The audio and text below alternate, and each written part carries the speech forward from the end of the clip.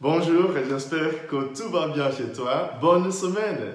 Si tu as des moments difficiles en ce moment, sache que je suis de tout cœur avec toi. En particulier, je pense à une de mes paroissiennes qui est maintenant à l'hôpital à Haguenau. Je pense à toi si jamais tu vois cette vidéo, ma maman. Sache que je t'aime de tout mon cœur et que je prie pour toi. D'accord? Voilà. Bon, sinon, je suis de tout cœur avec toi. Et avec vous tous et toutes, hein, tout le monde qui serait en train de traverser une période difficile. Ce matin, chers amis, nous lisons des textes qui nous parlent de la joie, de la course. Des gens qui courent parce qu'ils sont dans la joie. La première personne qui a couru dans les textes d'aujourd'hui, c'est Dieu lui-même. Dieu est tellement amoureux de nous qu'il court à notre secours. Évidemment, nous aussi, en ce moment, nous sommes en train de courir pour faire ses achats, pour faire ceci, pour emballer des cadeaux. Nous sommes tous pressés. Mais pourquoi sommes-nous pressés? Est-ce que nous sommes pressés pour montrer de l'amour ou nous sommes pressés parce que c'est des choses qu'il faut faire? Il ne faut pas être pressé par un sentiment d'obligation, ça ne sert à rien. Il faudrait peut-être être pressé parce que tu as envie de montrer de l'amour, tu as envie de sauver quelqu'un, tu as envie d'aider quelqu'un. C'est ça que nous voyons dans les textes d'aujourd'hui. La première lecture de ce matin est tellement belle, le texte est tellement beau que les conservateurs chrétiens n'ont pas voulu le mettre dans un premier temps dans la Bible parce que ça parle d'un amour de Dieu qui fait que Dieu court. Hein, c'est évidemment emballé dans un langage d'un couple amoureux. D'ailleurs, c'était un couple. C'est un texte à lire à deux. Tu peux le lire à ton mari peut te le lire aussi, ou inversement. Hein. C'est un texte qui est très beau, c'est deux amoureux qui se parlent. Évidemment, c'est une image de Dieu et nous-mêmes.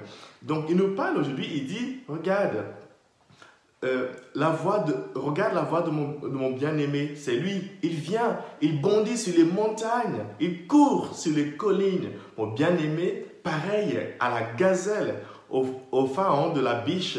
Le voici, c'est lui qui se tient derrière notre mur, il regarde aux fenêtres, il guette par le treillage, il parle à mon bien-aimé, il me dit, lève-toi mon ami, ma toute belle, et viens. C'est en fait Dieu qui parle, il est derrière la fenêtre comme un enfant, il guette si nous sommes là. Dieu nous aime à un point où parfois on peut même s'imaginer que l'amour de Dieu est presque indécent.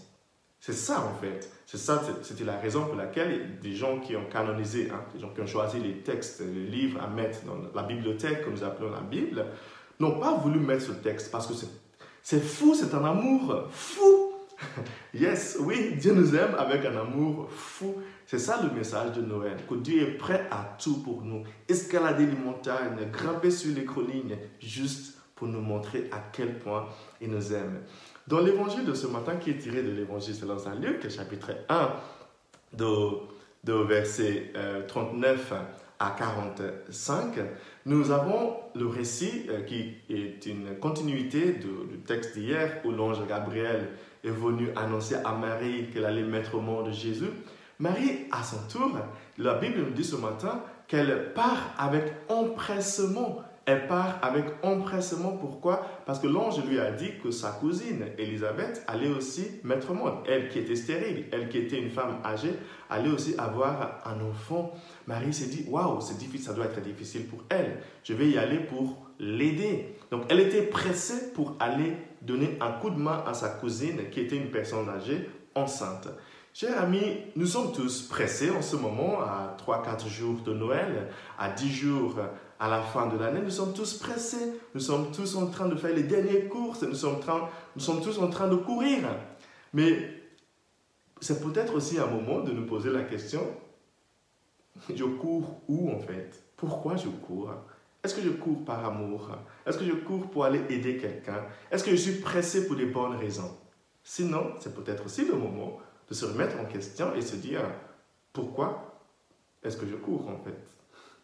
Dieu a couru pour démontrer son amour.